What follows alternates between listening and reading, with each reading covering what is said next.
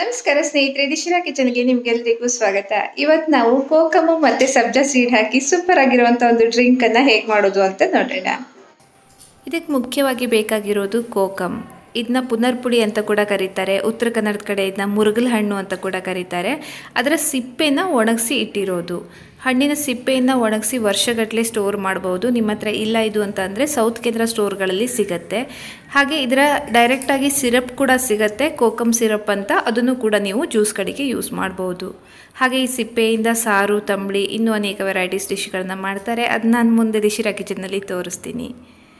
ಇದನ್ನ ಒಂದು 10 ಮಿನಿಟ್ಸ್ ನೀರಲ್ಲಿ ನೆನೆಸಿಡಬೇಕು. ನೆನೆಸಿಟ್ಟಾಗ ಅದು ಹುಳಿ ಬಿಟ್ಕೊಳ್ಳುತ್ತೆ. ಒಂದು 10 ನಿಮಿಷ ಹಾಗೆ ನೆನೆಲಿ. ಕಲರು ಕೂಡ ತುಂಬ ರೆಡ್ಡಿಶ್ ಕಲರಲ್ಲಿ ಬರುತ್ತೆ. ಜ್ಯೂಸ್ ನೋಡೋದಕ್ಕೂ ಕೂಡ ಸೂಪರ್ ಆಗಿರುತ್ತೆ ಇದು. ಹಾಗೆ ಇದರ ಜೊತೆಗೆ ನಾನಿವತ್ತು 1 ಸ್ಪೂನಷ್ಟು ಸಬ್ಜಾ ಸೀಡನ್ನು ಸೇರಿಸ್ತಾ ಇದ್ದೀನಿ. ಸಬ್ಜಾ ಸೀಡು ಕೂಡ ಆರೋಗ್ಯ ದೃಷ್ಟಿಯಿಂದ ತುಂಬಾ ಒಳ್ಳೆಯದು. ಸಮ್ಮರಲ್ಲಿ ದೇಹವನ್ನು ತಂಪಾಗಿಡೋದಕ್ಕೆ ಹೆಲ್ಪ್ ಆಗುತ್ತೆ.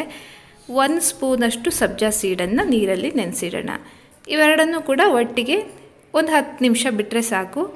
ಸಬ್ಜಾ ಸೀಡು ಕೂಡ ನೀರಿಗೆ ಹಾಕ್ತಿದ್ದಂಗೆ ತುಂಬ ಚೆನ್ನಾಗಿ ಅರಳ್ಕೊಳ್ಳುತ್ತೆ. ಬೇಸಿಲ್ ಸೀಡ್ ಅಂತ ಕೂಡ ಇದನ್ನ ಕರೀತಾರೆ.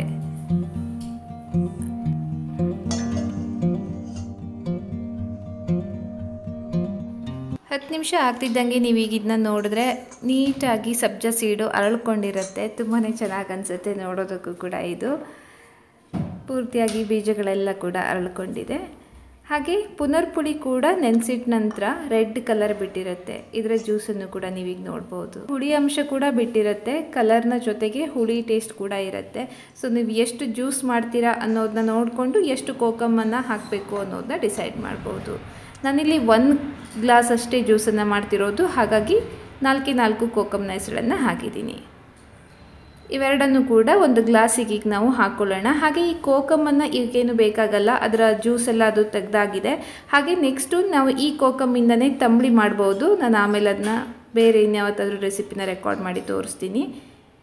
ತುಂಬ ಸಾಫ್ಟಾಗಿರುತ್ತೆ. ಇದನ್ನು ನಾವೀಗ ತಂಬಳಿಗೆ ಯೂಸ್ ಮಾಡ್ಬೋದು. ಆದರೆ ನಮಗಿವಾಗ ಬೇಕಾಗಿರೋದು ಜ್ಯೂಸಿಗೆ ಜಸ್ಟ್ ಇದರ ರೆಡ್ ಕಲರ್ ಏನು ರಸ ಬಿಟ್ಟಿರುತ್ತೆ ಅಷ್ಟು ಮಾತ್ರನೇ ಬೇಕಾಗಿರೋದು. ಹಾಗಾಗಿ ರಸ ಮಾತ್ರನೇ ನಾವು ಜ್ಯೂಸ್ಗೆ ಉಪಯೋಗಿಸೋಣ.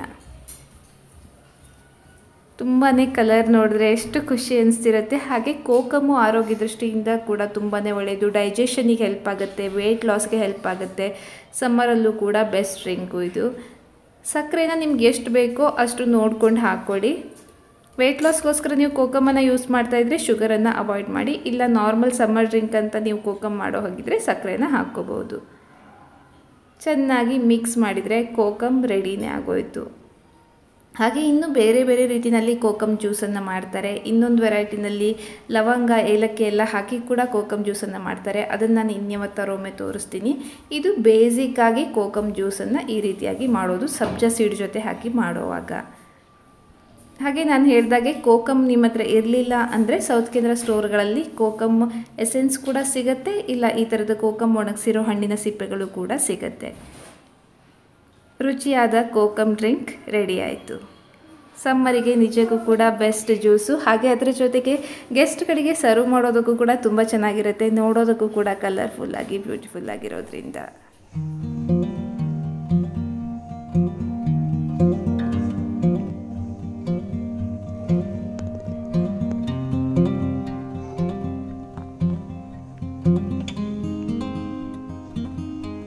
ನೋಡಿದ್ರಲ್ವಾ, ಕೋಕಮ್ ಡ್ರಿಂಕು ನೋಡೋದಕ್ಕೂ ಕೂಡ ತುಂಬಾ ಚೆನ್ನಾಗಿರುತ್ತೆ, ಟೇಸ್ಟಿಯಾಗೂ ಕೂಡ ಇರುತ್ತೆ. ಖಂಡಿತವಾಗಿಯೂ ಕೂಡ ಮನೇಲಿ ಇದನ್ನ ಟ್ರೈ ಮಾಡಿ ನೋಡಿ.